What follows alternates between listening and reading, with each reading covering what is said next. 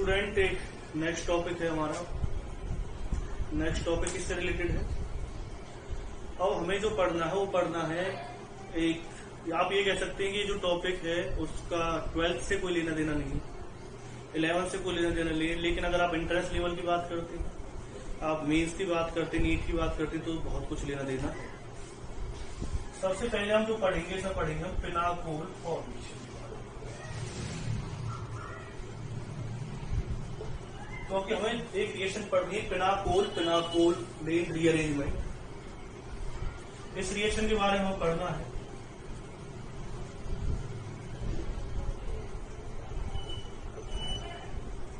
Rearrangement, और इसका जो रास्ता है वो यहीं से जाता है। पहले हमें यहां नहीं चाहिए, तब हम उसे सीख सकते हैं। अब सीखेंगे कैसे वो हमारे लिए जरूरी है। सबसे पहले हम शुरुआत करते हैं किस तरह से रिएक्शंस होती है। ज्यादातर हम इसे करते हैं it is prepared from any aldehyde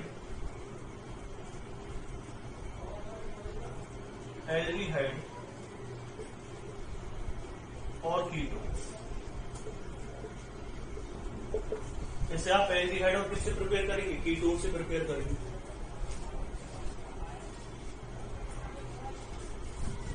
किस तरह से प्रिपेयर करेंगे, होते क्या है वो आप देख लीजिए। किस तरह से प्रिपेयर होंगे वो देख लीजिए। जैसे आपने कंपाउंड लिया CH3 इसकी रिएक्शन या तो आप करवा दीजिए किसके साथ, इसे आप कह सकते हैं मैग्नीशियम अमलगम।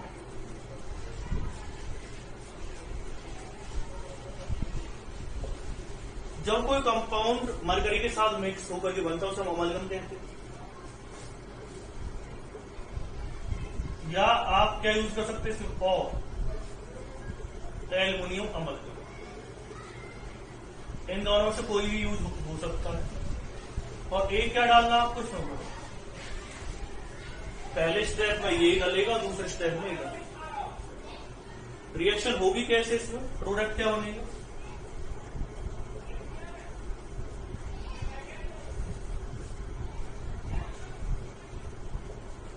इसी को क्या कहते हैं हम, पिनाकोल कहते हैं। जो एडजेसेंट पोजीशन पर डाइऑल ग्रुप होते हैं उन्हें क्या कहा जाता है, पिनाकोल हम कहते हैं। एडजेसेंट पोजीशन पे जो डाइऑल होते हैं उन्हें जनरली हम क्या कहते हैं, इस तरह के जो डाइऑल्स होते हैं उन्हें पिनाकोल कहते हैं। अब रिएक्शन हुई कैसे वो देख लीजिए।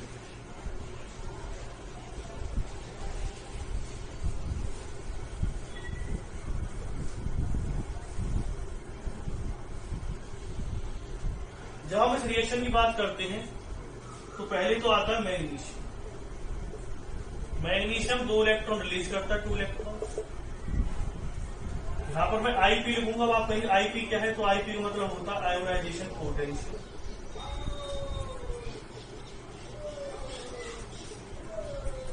इसे हम ईथर के अंदर मिक्स करते हैं।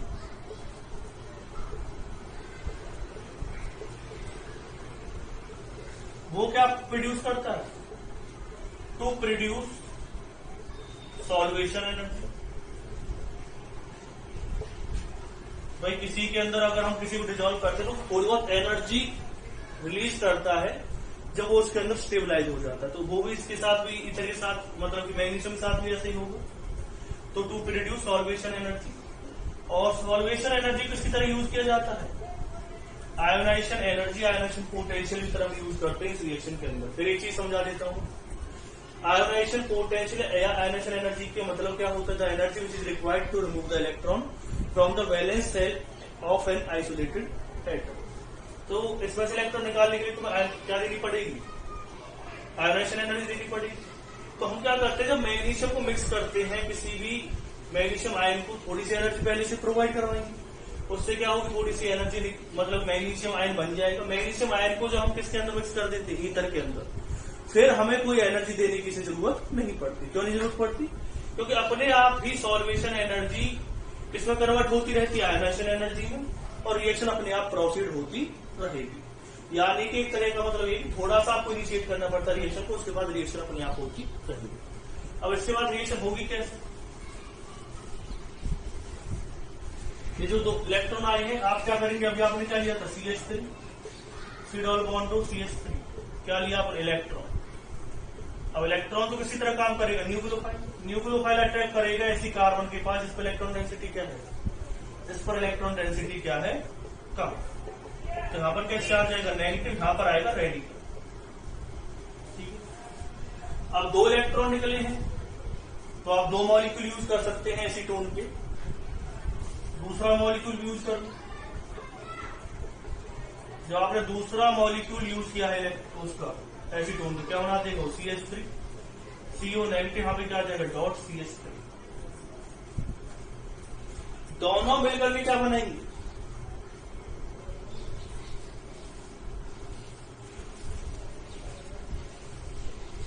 जो 2 हमारे पास कंपाउंड आए, दोनों मिलकर क्या बना देंगे? CH3CO negative radical CH3। एक और भी क्या होना है? CH3CO negative radical CH3। दोनों आपस में कंबाइन होंगे, रेडिकल रेडिकल आपस में मिल जाएंगे। O नेगेटिव यहां पे क्या आ जाएगा? CH3, ये CH3 इसके नीचे आ जाएगा। यहां पे क्या लिखोगे आप? O नेगेटिव CH3 CH3, ये बन गया। और फिर आपने सेकंड स्टेप में क्या डालना होता है? इसमें वाटर। तो वाटर डालेंगे तो क्या आ जाएगा? CH3COH CH3COH CH3 इसका ऑर्डर आ जाएगा। सिंपल तरीका है, कोई दिक्कत वाली बात इसमें नहीं।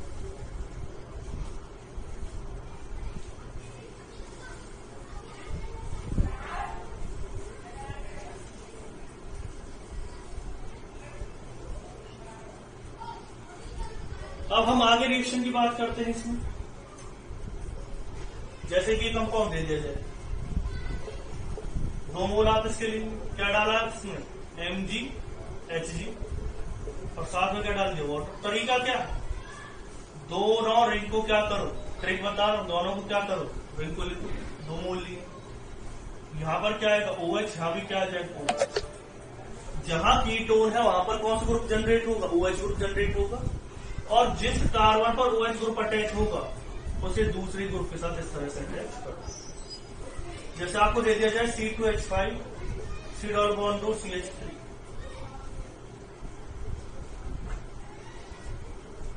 दो मोल ले लीजिए। क्या डाला जाए? MgHg H2, क्या बना देगा? CO C2H5 CH3, यहां भी क्या आ जाएगा? OH। क्या करना? जिस कार्बन के साथ कीटोन ग्रुप अटैच हो उसकी कीटोन के साथ चेंज करो एल्कोहल, एल्कोहल में आप चेंज कर दी, और दोनों कार्बन को किससे अटैच कर दो? सिंगल बॉन्ड से अटैच कर दो, ये बन जाए।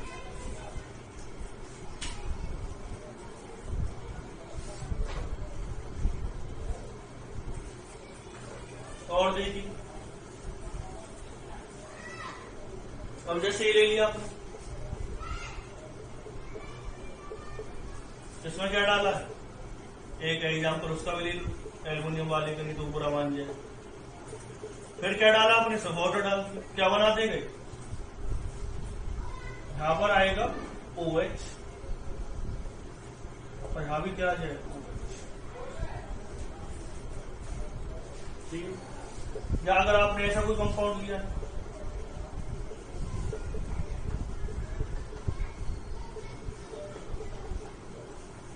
ये भी क्या बना देगा?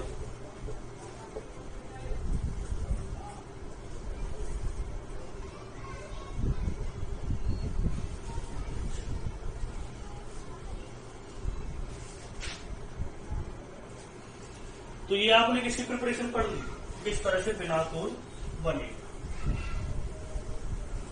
अब बात है कि रिएक्शन कैसे।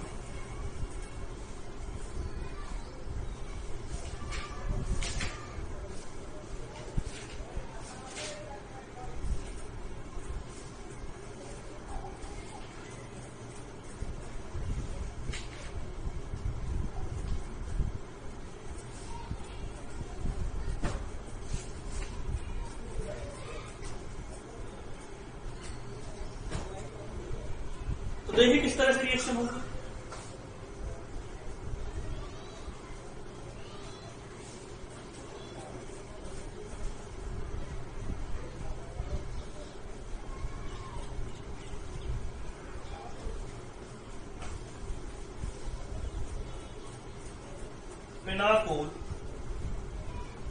फिनाकोल ऑन रीअरेंजमेंट।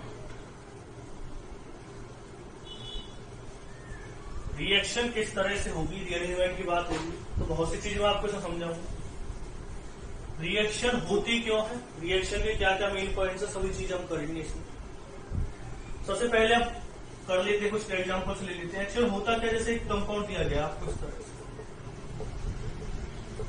यहाँ पे कैसा चार्ज है पॉजिटिव, यहाँ पे ले लिया आपने OH, समझना। इस रिएक्शन में ड्राइविंग फोर्स क्या है कि ये ग्रुप यहाँ पे जाएगा और ये CH3 माइग्रेट करेगा। जब ये माइग्रेट करेगा तो ये किसके पास जाएगा, यहाँ पर OH ग्रुप आ गया, सॉरी यहाँ पे डबल बॉन्ड आएगा।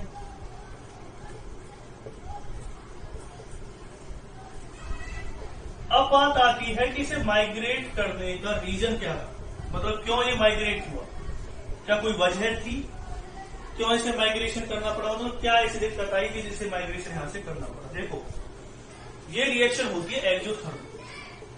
एक्सोथर्मिक क्यों, एक चीज समझो, ये बॉन्ड बना, यहां पर कौन सा बॉन्ड बन रहा है, एक पाई बॉन्ड बना, एक समझ रहा कौन सा बॉन्ड बना, pi bond. Bond break down कौन सा हुआ, ये सिग्मा बॉन्ड क्या हो गया, ब्रेक डाउन हो गया।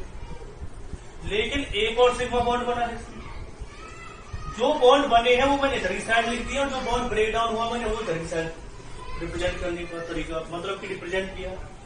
तो एक पाई बॉन्ड एक्स्ट्रा ही बन रहा है, जबकि बॉन्ड सिर्फ एक ब्रेक डाउन हो रहा, बॉन्ड बंद हो रही है। तो एक चीज आप समझिए कि जब एनर्जी कब रिलीज होती है, जब बॉन्ड फॉर्मेशन होती है, बॉन्ड ज्यादा बन रही और ब्रेक डाउन कम हो रही, तो सीधी सी बात है एनर्जी क्या होगी, ज्यादा रिलीज होगी। तो ये इसका ड्राइविंग फोर्स है इस रिएक्शन का। इस रिएक्शन के अंदर जनरली हो क्या रहा है, इस रिएक्शन के अंदर एक चीज हमारे सामने ये आई है कि इस रिएक्शन की वजह से, इस रिएक्शन की वजह से आप एक चीज देख रहे हैं कि एनर्जी रिलीज होती है, और एनर्जी रिलीज होने की वजह से मतलब कि इस रिएक्शन को करने में क्या होता है, आसानी होती है। जैसे हम रिएक्शन करी जाते हैं, AgNO3 ले लिया, यहां पर क्या आ जाएगा, CH2 पॉजिटिव और OH, साथ में क्या बाहर निकल जाएगा, H। अब ये कहा जाए भाई इस रिएक्शन के अंदर ऐसा क्या होगा, मतलब इसमें कौन सा ड्राइविंग फोर्स काम करेगा कि ये आगे रिएक्शन प्रोसीड हो जाए, तो इसमें वही रीजन रहेगा भाई, ये ऑक्सीजन अपने इलेक्ट्रॉन से देगा, ये वाला ग्रुप इस वाले कार्बन पर माइग्रेट होगा, यानी बॉन्ड कौन सा ब्रेक डाउन हुआ, इसमें एक पाई बॉन्ड बन रहा है, ये वाला सिग्मा बॉन्ड इसमें ब्रेक डाउन हुआ है, और ये वाला बॉन्ड दोबारा से बनेगा, तो सीधी सी बात है इसमें एक एक्स्ट्रा बॉन्ड ही बना है। जो बॉन्ड ब्रेक डाउन हुआ है वो कौन सा ब्रेक डाउन हुआ है, सिग्मा बॉन्ड ब्रेक डाउन हुआ है, लेकिन बना कौन कौन सा, सिग्मा और पाई। तो अगर मैं इसमें आगे देखता हूँ रिएक्शन को, थोड़ा सा समझने की कोशिश करता हूँ रिएक्शन को, तो हमारे सामने कुछ ऐसा अभी तक आया था, ये था यहाँ पे OH था, इसने अपने इलेक्ट्रॉन से दिए थे, ये ग्रुप यहाँ पे गया था। समझना बॉन्ड कौन सा ब्रेक डाउन हुआ है, ये वाला बॉन्ड ब्रेक डाउन हुआ।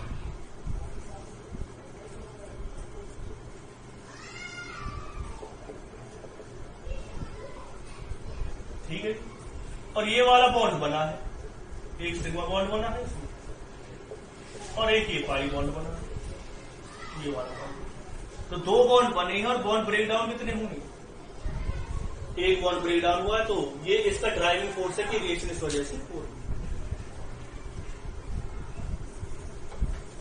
अब इसे फिनाकोलोन क्यों कहते हैं, फिनाकोलिन, तो मैंने एक बात चीज आपको बताई थी।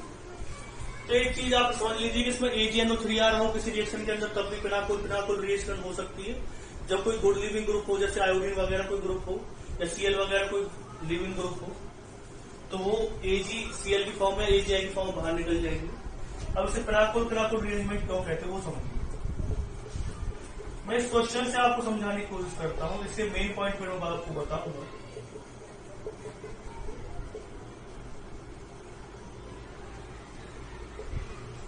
मैंने अभी बताया था ऐसा कोई कंपाउंड होता है उसे कहते हैं फिनॉल। ये रिएक्शन जैसे आपने एसिड की प्रेजेंस में करवाई, अब एसिड है इलेक्ट्रॉन का भूखा, वो ऐसी ऑक्सीजन या ऐसे कोई ग्रुप ढूंढेगा जहां पर इलेक्ट्रॉन डेंसिटी क्या है, ज्यादा। तो आप देख रहे हैं यहां पर इलेक्ट्रॉन डेंसिटी क्या है, या तो इस पर अटैक करेगा, इस पर अटैक करेगा। तो किसी भी ग्रुप पे अटैक कर सकता है क्योंकि दोनों साइड ग्रुप क्या है, सेम। जैसे इसने मान चलो यहां पे अटैक कर दिया, अभी आप समझेंगे सर अटैक कहा हुआ, अब तो अटैक हुआ ही नहीं है। आप सही कह रहे हैं, अभी अटैक हुई है, अब अटैक हुआ है तो ये ग्रुप बाहर निकल जाएगा। इसी स्टेप को क्या कहते हैं हम, रेट डिटरमाइनिंग स्टेप, यानी कार्बोकैटायन बनते टाइम जो कार्बोकैटायन बनता है उसी स्टेप को क्या कहते हैं हम, रेट डिटरमाइनिंग स्टेप।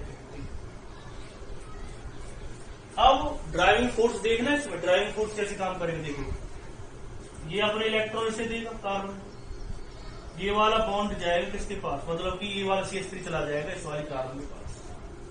तो एक पाई बॉन्ड बन ही रहा है, एक पाई बॉन्ड क्या हो रहा है, बन रहा है। ये आप ये मान के चलो, एक पाई बॉन्ड और एक सिग्मा बॉन्ड बनते हैं और एक सिग्मा बॉन्ड टूटता है। तो इसका सीधा सा मतलब क्या है, इसका सीधा मतलब ये है कि बॉन्ड बन ज्यादा रहे और टूट कम रहे, तो एनर्जी ज्यादा रिलीज होगी। कार्बोकैटायन की स्टेबिलिटी इस रिएक्शन का मेन मकसद है। जहां कार्बोकैटायन ज्यादा स्टेबल होगा वहीं पर कार्बोकैटायन जनरेट होगा। वो आपको चीज अभी समझ में आ जाएगी नेक्स्ट पॉइंट पर या नेक्स्ट क्वेश्चन जब मैं आपको समझाऊंगा। तो एक चीज आप अपने माइंड में रखिए कि इस रिएक्शन के अंदर जनरली कार्बोकैटायन जनरेट होता है, वही रेट डिटरमाइनिंग स्टेप होता है। ये रिएक्शन 4 स्टेप में होती है, 1 2 3 स्टेप हो चुके हैं, एक स्टेप और रह रहा है। तो ये रिएक्शन 4 स्टेप में होती है। इसमें जो माइग्रेशन होता है वो एक इंट्रामोलिकुलर प्रोसेस है। 3 मैंने पॉइंट बताए, ये आपकी नोटबुक में होने चाहिए। कौन कौन से पॉइंट बताएंगे, reaction depends on the stability of carbocation, carbocation generation या the step in which the carbocation is generated, it is the rate determining step. Third point क्या होता है, माइग्रेशन टेक्स प्लेस इंट्रामोलिकुलर। तो जो माइग्रेशन होता है वो कैसे होगा, इंट्रामोलिकुलर होगा, ना कि इंटरमोलिकुलर। माइग्रेशन इंट्रामोलिकुलर मतलब क्या है, ये CH3 ग्रुप क्या किसी और मॉलिक्यूल के पास गया, नहीं, ये CH3 ग्रुप यहीं पर आया है। भाई इसी मॉलिक्यूल के अंदर ही तो CH3 ग्रुप शिफ्ट हो गया, थोड़ी किसी और के पास शिफ्ट हुआ है, तो इंट्रामोलिकुलर प्रोसेस हो गया। अब बात आती है कि इसमें नेक्स्ट स्टेप में क्या होगा और इसे फिनाकोलोन क्यों कहते हैं।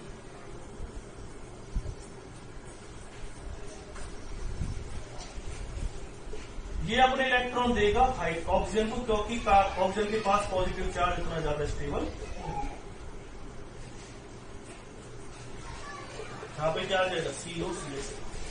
अब आपको थोड़ा थोड़ा समझ में आना लगा होगा कि फिनाकोलोन क्यों का ऑन क्यों लिखा है इसके लिए, क्योंकि इसका कीटोन बना है, तो इसलिए इसमें क्या यूज किया गया है, ऑन वर्ड यूज करते हैं ना कीटोन के लिए, सफिक्स यूज होता है ऑन। तो इस तरह से रिएक्शन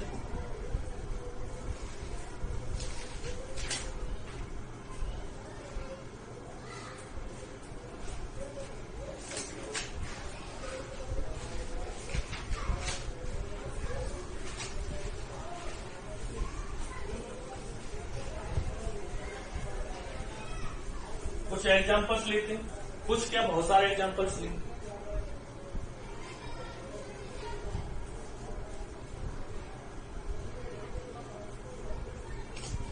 तो किस तरह से एग्जाम्पल्स लेंगे, जैसे एग्जाम्पल आपने लिया PHCPH, फिर क्या लिया आपने इसमें,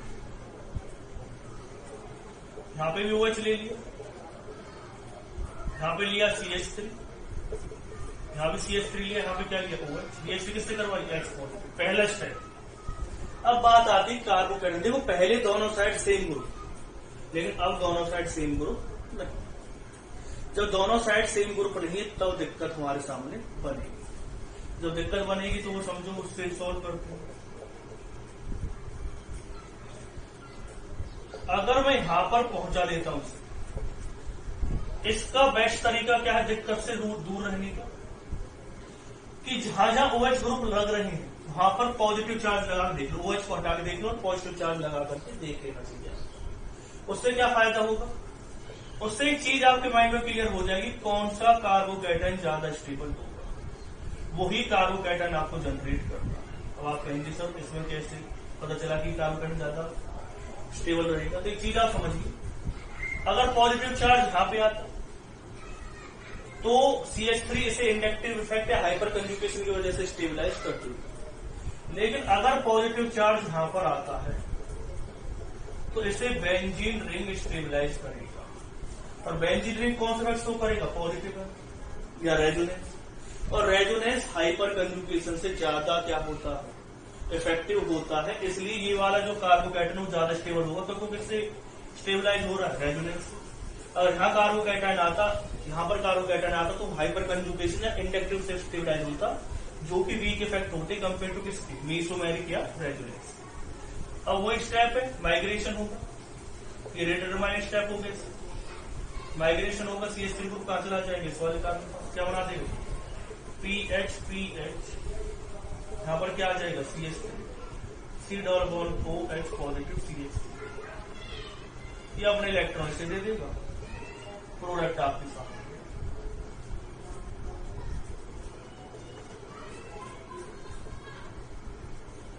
तो ये चीज आपको समझ में आ गई।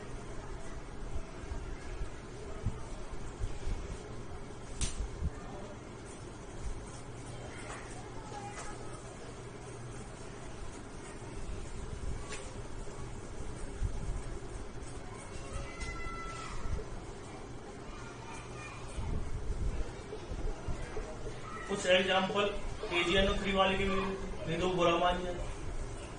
AgNO3 के साथ रिएक्शन करोगे, यहाँ पे कैसे चार्ज आएगा, पॉजिटिव, यहाँ पे क्या आएगा, जब अपने इलेक्ट्रॉन देगा ये वाला ग्रुप जाएगा यहाँ पे। अब समझना 5 मेंबर से कितने रिंग बनेगी, 6। पहले मैं यहाँ पे लिख देता हूँ, यहाँ पे क्या है, डबल बॉन्ड, समझते रहे ना। नेक्स्ट कार्बन कौन सी आ गई, ये इस कार्बन पे आ गई। अब इस कार्बन को ले लें, फिर इस कार्बन को ले लें, यहां तक पहुंच गए, फिर ये वाली कार्बन ली, यहां तक पहुंच गए। अब आगे क्या आएगा उसके बाद, क्योंकि ये वाला कार्बन से इलेक्ट्रॉन प्रोवाइड करेगा तो इसका पॉजिटिव चार्ज तो हट जाएगा, ठीक है। ध्यान समझना, पहले हमने कौन सी कार्बन लिखी, ये वाली कार्बन लिखी, ये वाली कार्बन, ये वाली कार्बन, ये, और ये वाली जो कार्बन है, ये वाली कार्बन, ये कहां से आई, इस CH2 से। इसमें क्या आएगा, O और H पॉजिटिव अपने इलेक्ट्रॉन से क्या बना देगा, साइक्लोहेक्सेन।